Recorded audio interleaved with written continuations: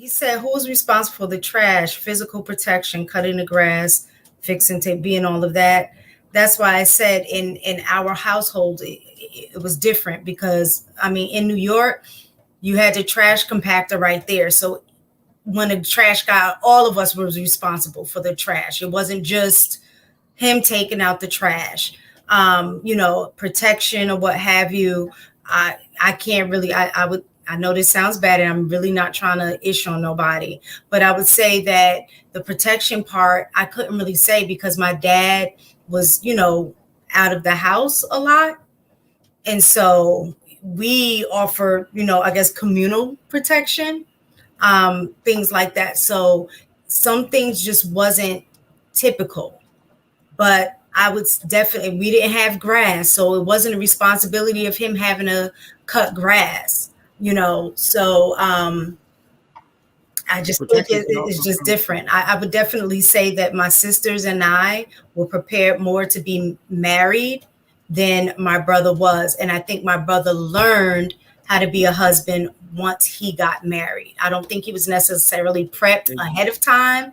He got his experience in the marriage. So if we can that is literally and women learn how to be a wife before they get married. Men learn when they get married. Remember, it is a journey. Husband or all that is a journey, not a destination.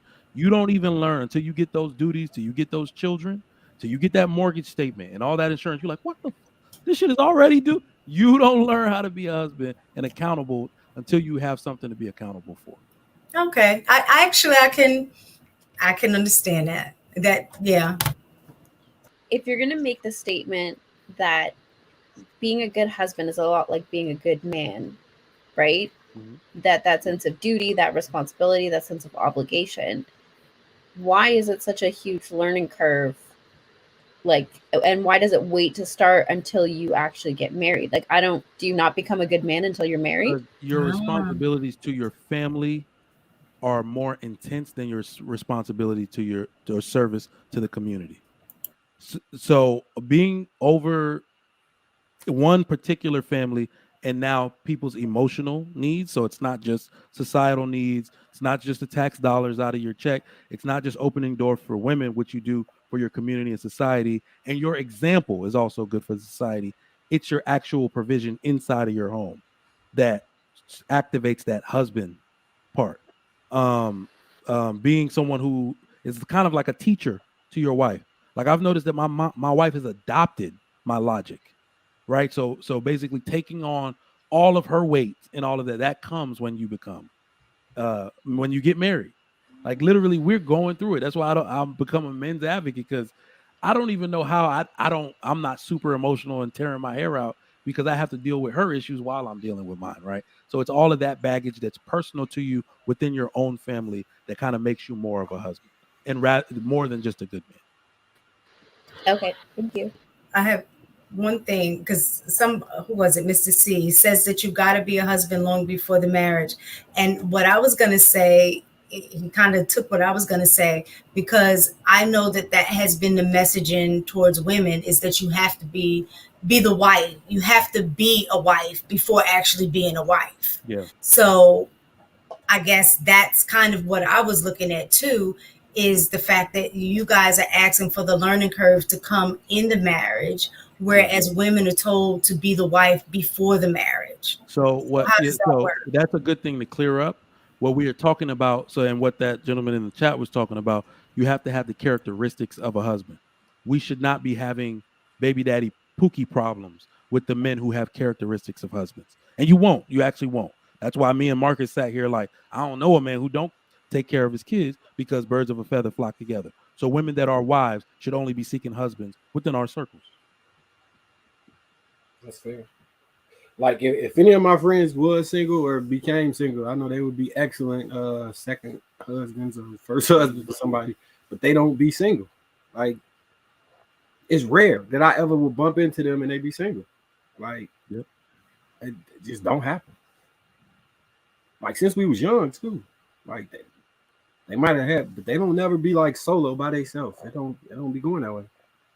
And that's extremely easy. I mean, to be honest, it's extremely easy. This is the bad part. So I just said me and Marcus don't know anybody, and AP definitely too, don't know anybody that, or rarely that, or don't hang with anybody that doesn't take care of their kids, but yet women somehow find these men out everywhere.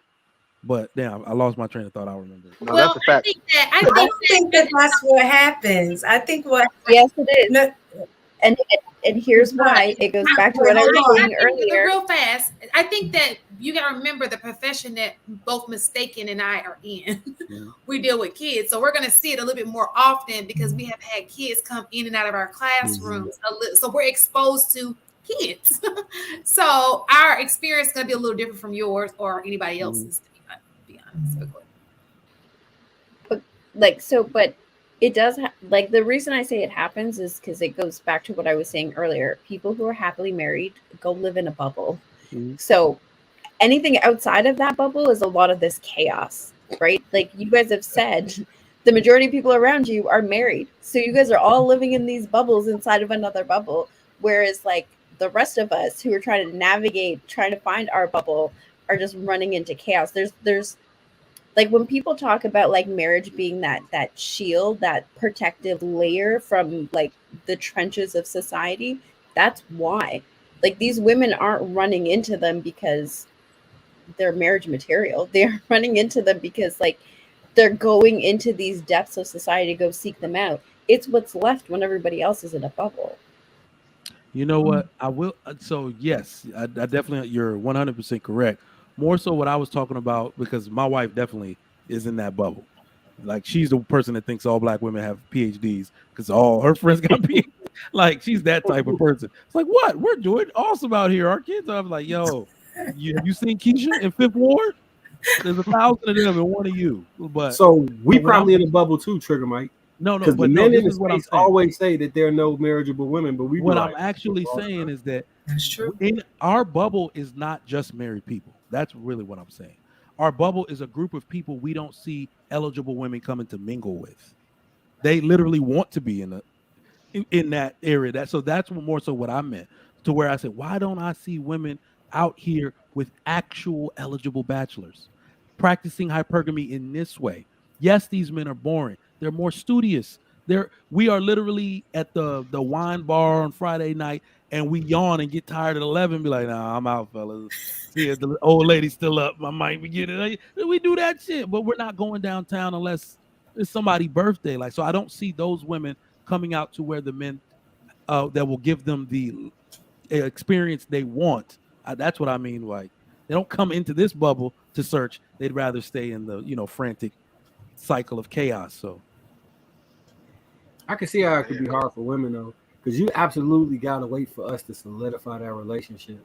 And if a man ain't right, he could keep stringing 2-3 women along as long as that's a fact. Possible.